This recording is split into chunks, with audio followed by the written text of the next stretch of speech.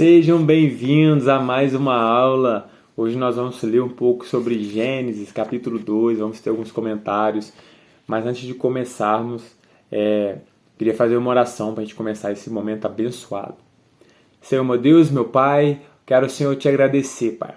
Abençoa mais essa aula, mais essa leitura, que possamos crescer a cada dia em graça, em conhecimento do Teu santo nome, do Teu Espírito, Pai. É a oração que te fazemos, em nome de Jesus. Amém, Pai. Amém. Amém, gente? Vamos lá. Então, eu quero começar já com as tarefas, né? A resposta das tarefas do Gênesis capítulo 1. Se você não viu o vídeo, volte e veja primeiro. É muito importante que você veja esse capítulo 1 para que você entenda. Aqui é uma progressão, né? Aula por aula. Eu pedi para vocês grifarem no capítulo 1 as expressões que se repetem. Então eu vou falar algumas expressões aqui. Primeira expressão, e disse Deus. No final do versículo fala, e disse Deus. Várias vezes repete, né? E disse Deus, e disse Deus. Outra expressão, e assim foi. Né? A gente vendo aí a criação se dobrando, né? Aquilo que Deus falava acontecia. Então a gente vê aí o poder do Senhor nessa questão, né?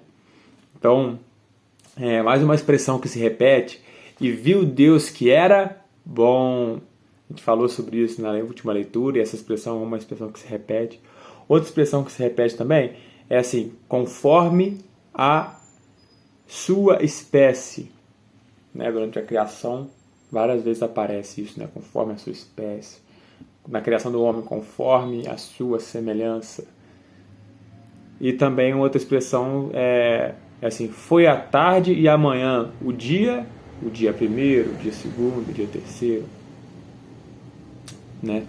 E aí eu pedi também para que vocês escrevessem o que Deus criou em cada dia. Então vamos lá para as respostas. Dia primeiro, Deus criou os céus e a terra e a luz. Dia segundo, Deus criou a separação entre as águas na parte de cima e as águas na parte de baixo. A separação chamada de expansão, também chamado de céus. Então Deus criou os céus no segundo dia. No terceiro dia, Deus criou a terra e o mar.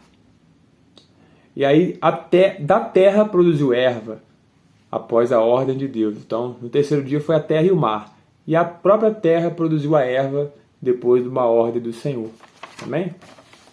No dia 4, Deus criou os corpos celestes, os luzeiros e as estrelas. Então criou a lua, o sol e as estrelas. Amém? Dia 5, Deus criou os animais marinhos e as aves.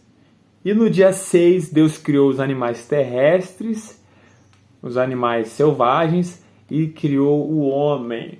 Então temos a criação nos 6 dias, o que ele criou em cada dia. E no 7º dia, o que Deus criou? Vamos ver agora no capítulo 2. Mais uma pergunta. Como poderia existir luz no primeiro dia se os luzeiros, o sol e a lua foram criados no 4º dia? Uma pergunta que eu deixei para vocês. Né? Então, assim, como poderia existir luz, Emerson, no primeiro dia, sendo que só foram criados o sol e a lua no 4º? Vocês pensaram, responderam? A luz era a própria palavra de Deus. E disse Deus, haja luz. E houve luz. Então a própria palavra de Deus era essa luz. Nós podemos trazer também a questão, a própria presença, a própria glória, o Espírito parando sobre as águas. Né? E nós temos também um texto lá no Evangelho de João, capítulo 1, que diz, no princípio era o Verbo, e o Verbo estava com Deus, e o Verbo era Deus. Ele estava no princípio com Deus. Todas as coisas foram feitas por Ele, e sem Ele nada do que foi feito se fez. Nele estava a vida, e a vida era a luz dos homens. Glória a Deus, aleluia. Nós temos aí, né, que a vida, a própria vida, o próprio Verbo era a luz dos homens. Amém? Então vamos lá começar o capítulo 2. Espero que vocês tenham gostado dessas tarefas, que possam ter te levado para mais próximo do Senhor. Vamos começar o capítulo 2 e ao longo do capítulo nós vamos comentando, amém? Vamos lá? Está acompanhando comigo aí, capítulo 2 de Gênesis? Vamos lá, hein? Assim, os céus e a terra e todo o seu exército foram acabados. E havendo Deus acabado no dia 7º a sua obra que tinha feito, descansou no 7º dia de toda a sua obra que tinha feito. E abençoou Deus o dia 7º e o santificou, porque nele descansou de toda a sua obra que Deus criara e fizera. Então nós temos aí também a importância do descanso. A importância do descanso. Deus criou o mundo em 6 dias e no 7º ele descansou. Agora, continuando, temos a formação aí do Jardim do Éden. Vamos ler sobre essa formação. Vamos lá, versículo 4. Estas são as origens dos céus e da terra, quando foram criados no dia em que o Senhor Deus fez a terra e os céus. Toda a planta do campo ainda não estava na terra, e toda a erva do campo ainda não brotava, porque ainda o Senhor não tinha feito chover sobre a terra, e não havia homem para lavrar a terra. Importante dizer também que esse capítulo 2, ele vai ser tipo um resumo do que nós vimos no capítulo 1. Ele vai dar alguns detalhes a mais de como que foi criado o homem, de como que foram criadas as coisas, do que Deus deu para o homem, alguns direcionamentos, né? Como que era a terra naquela época, né? Que Deus ainda não tinha feito chover. Então é importante a gente ter essa noção que é um resumo do capítulo 1. Tá? Um resumo que não deixa de ser importante para a gente, porque ele vai vir e vai trazer alguns detalhes super importantes para a gente.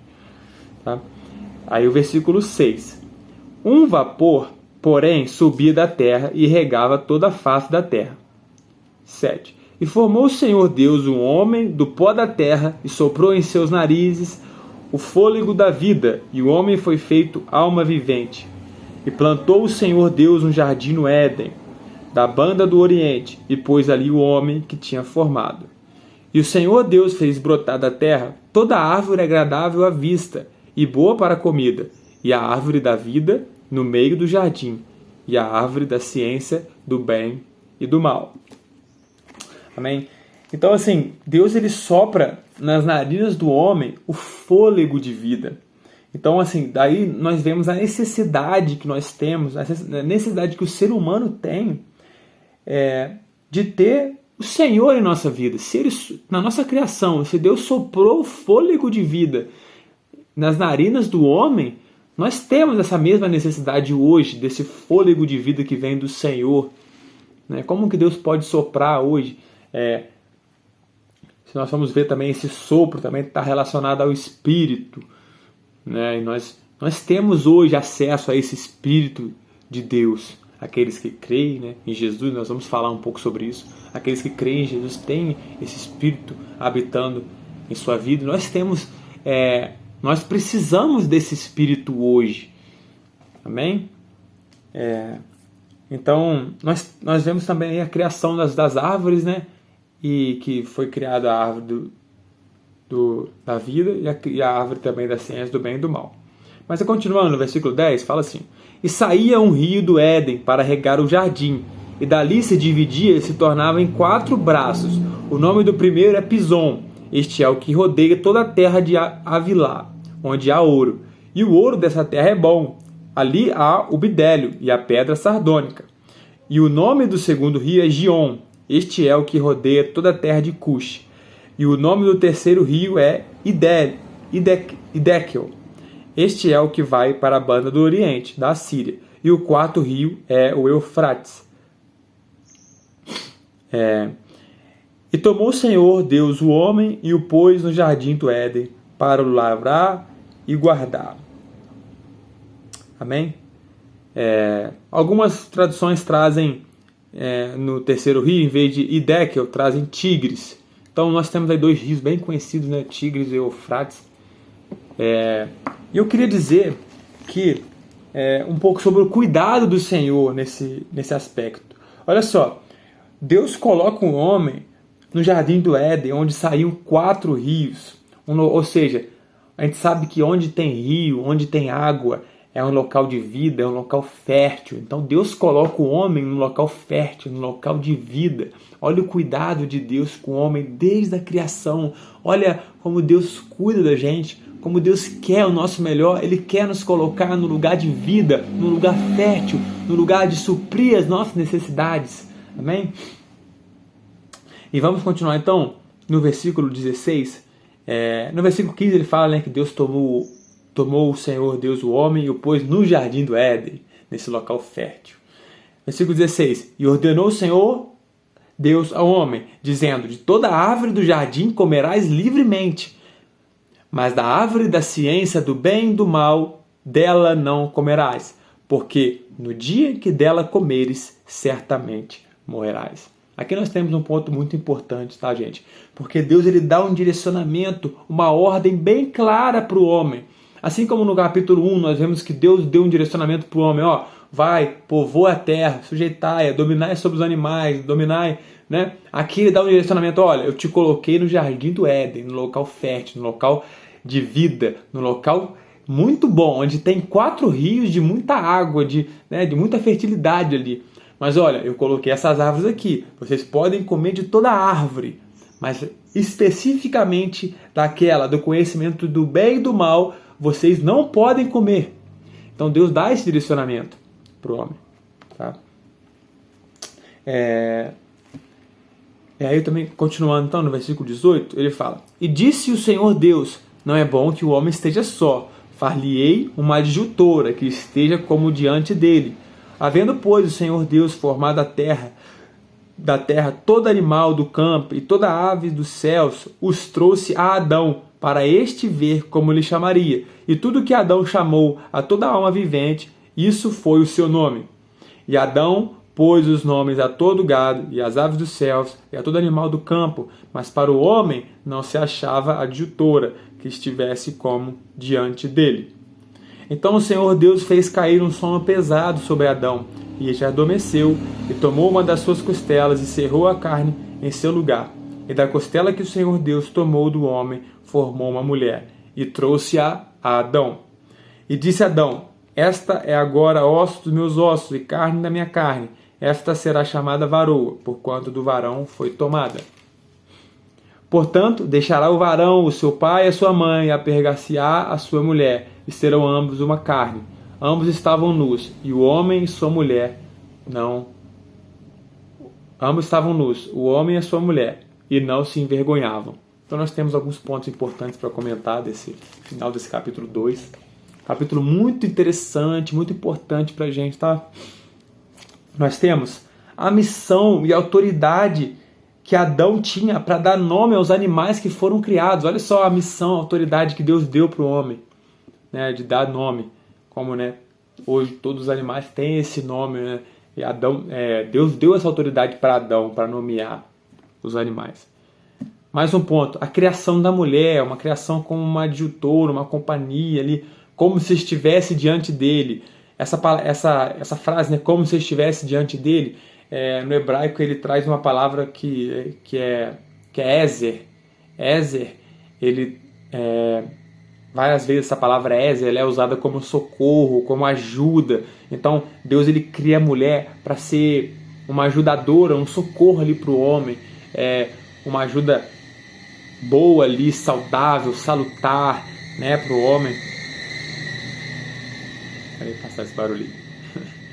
Então, assim, é uma ajuda muito saudável, boa, e como se estivesse diante dele ali também, né? É uma opinião que vem para somar, que vem para agregar na vida do homem. E aí depois fala, né? Deixará o homem seu pai e sua mulher, e apegar-se-á a sua mulher. Deixará o homem seu pai e sua mãe, desculpa. E apegar-se-á a sua mulher. Então, nós vemos aí a primeira unidade familiar sendo formada, né? O propósito também nós vemos aí que hoje nós chamamos de casamento, né? A questão também do desvencilhamento dos pais. O homem deixa seu pai e sua mãe e vai se apegar, vai ser um só com a sua mulher. E nós temos também outro ponto interessante que fala no final do capítulo 2, é a pureza que havia no casal. Olha o versículo 25. Ambos estavam nus, o homem e sua mulher, e não se envergonhavam. Então olha a pureza que tinha ali, né, no casal. Então isso é muito interessante a gente entender que a gente termina esse capítulo 2 com essa pureza, com essa primeira unidade familiar sendo criada ali por Deus.